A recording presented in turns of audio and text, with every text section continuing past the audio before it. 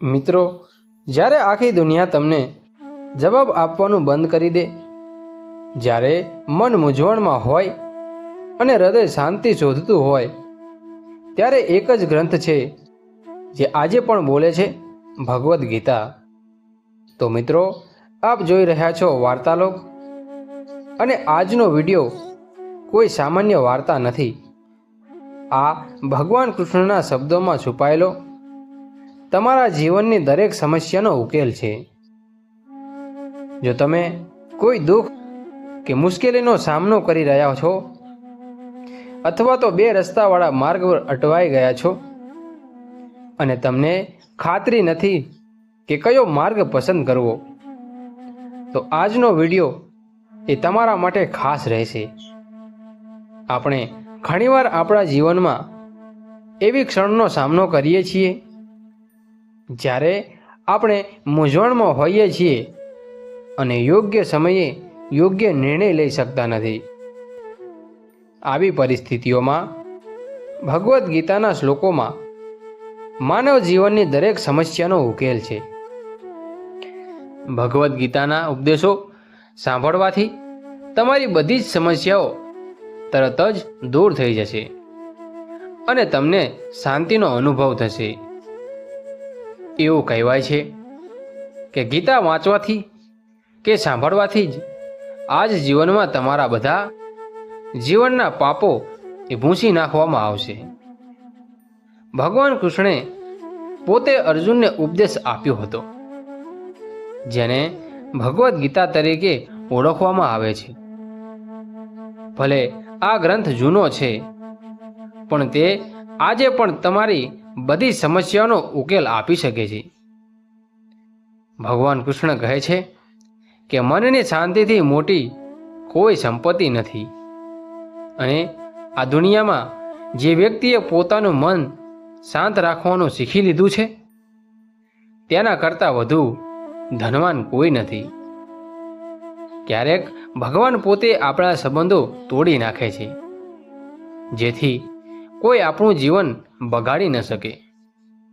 અને દુનિયામાં સૌથી ખુશ લોકો એ છે જેમને સમજાયું છે કે બીજાઓ પાસેથી કોઈ પણ અપેક્ષા રાખવી એ નિર્થક છે. જીવનમાં થોડું દુઃખ અનુભવવું એ મહત્વપૂર્ણ છે. જો તમને સતત ખુશી મળતી રહે તો ક્યારેય તમે આગળ વધી શકશો નહીં. એ એક ગેરસમજ છે કે એકલ વ્યક્તિ જે કરી શકે છે તે કરી શકે છે, પરંતુ સૂર્યને જુઓ, જે આખી દુનિયાને પ્રકાશિત કરે છે. ભાગ્યશાળી તે નથી જે બધું સારું મેળવે છે, તેના બદલે ભાગ્યશાળી તે છે જે કંઈ મળે છે તેને સારું બનાવે છે. ભગવદ્ ગીતામાં લખ્યું છે કે જ્યારે કોઈ વ્યક્તિની જરૂરિયાતો બદલાય છે, ત્યારે તેનો અભિગમ પણ બદલાય છે. ફાયદો એ સૌથી તુચ્છ વસ્તુ છે, અને લોકો તેનો ફાયદો ઉઠાવતા રહે છે. હારનાર તે છે જે વારંવાર ફરિયાદ કરે છે, જ્યારે વિજેતા તે છે જે 1000 વાર પ્રયાસ કરે છે. જેને આપણે સૌથી વધુ પ્રેમ કરીએ છીએ તે આપણો ફાયદો ઉઠાવે છે, કારણ કે તે આપણી નબળાઈઓ જાણે છે. માફ કરવા માટે પૂરતા સમજદાર બનો, પરંતુ વિશ્વાસઘાત કરનાર પર ફરીથી વિશ્વાસ કરવા માટે એટલા મૂર્ખ ન બનો અને આશા ન છોડો.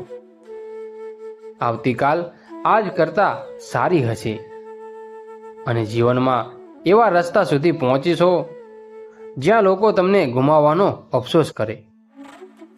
ક્યારેય તમારી સરખામણી કોઈની સાથે ન કરો. તમે શ્રેષ્ઠ બનો, કારણ કે ભગવાનની દરેક રચના શ્રેષ્ઠ છે, અને પોતાને કોઈ કરતાં હલકી ગુણવત્તાવાળા માનવા એ ભગવાનની રચનાનું અપમાન છે. વ્યક્તિનું મન તેનો સૌથી ખરાબ દુશ્મન અને સૌથી મોટો મિત્ર બની છે. જો મન તમારા પર વિજય મેળવે છે તો તે તમારો દુશ્મન બની જાય છે, પરંતુ જો તમે મન પર વિજય મેળવો છો તો તે તમારો સાચો મિત્ર બની જાય છે. જો કોઈ તમને અવગણે છે તો ખરાબ ન અનુભવો, કારણ કે લોકો ઘણીવાર તેમની સ્થિતિના આધારે વસ્તુઓને અવગણે છે. જેમને તમારી પરવા નથી તેવા લોકોનો ક્યારેય પીછો ન કરો.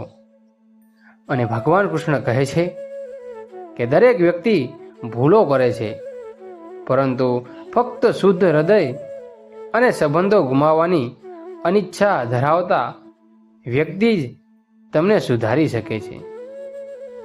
જીવનનો સૌથી મોટો થપ્પડ કોઈના પર મૂકવામાં આવેલી અપેક્ષા છે. ક્યારેક વ્યક્તિ ન તો તૂટે છે ન તો ફૂટે છે, તે ફક્ત હારી જાય છે. ક્યારેક પોતાને માટે તો ક્યારેક ભાગ્યને માટે અને ક્યારેક પોતાના પ્રિયજનોને. દરેક જીવનમાં ચોક્કસપણે તમારી જાતને સમય આપો, કારણ કે તમારી પહેલી જરૂરિયાત તમે છો. યાદ રાખો કે જો તમે જરૂર કરતાં વધુ સારા બનશો તો તમારો ઉપયોગ જરૂર કરતાં વધુ થશે, અને સંબંધો ગમે તેટલા ખરાબ હોય પણ તેમને ક્યારેય તોડશો નહીં, કારણ કે ગંદુ પાણી તરસ છીપાવવામાં ઉપયોગ નથી, પણ તે આગ ઓલવવામાં ચોક્કસપણે ઉપયોગી બને છે. જ્યારે પણ દુનિયા તમને મુશ્કેલીમાં મૂકે છે ત્યારે ભગવાન હજારો ઉકેલો આપે છે. જે વિશ્વાસ તોડે છે તે વિશ્વાસ કરનાર કરતાં વધુ મૂર્ખ છે, કારણ કે તે નાના સ્વાર્થ માટે એક સારા વ્યક્તિને ગુમાવે છે. પાણીની જેમ સારા કરતા રહો. દુષ્ટતા કચરા જેવા કિનારે જ સ્થિર થઈ જાય છે. જ્યારે કોઈ સમજી શકતો નથી તો તેને સમજાવવાની શું જરૂર છે, અને જ્યારે કોઈ માનતો નથી તો તેને કહેવાની શું જરૂર છે.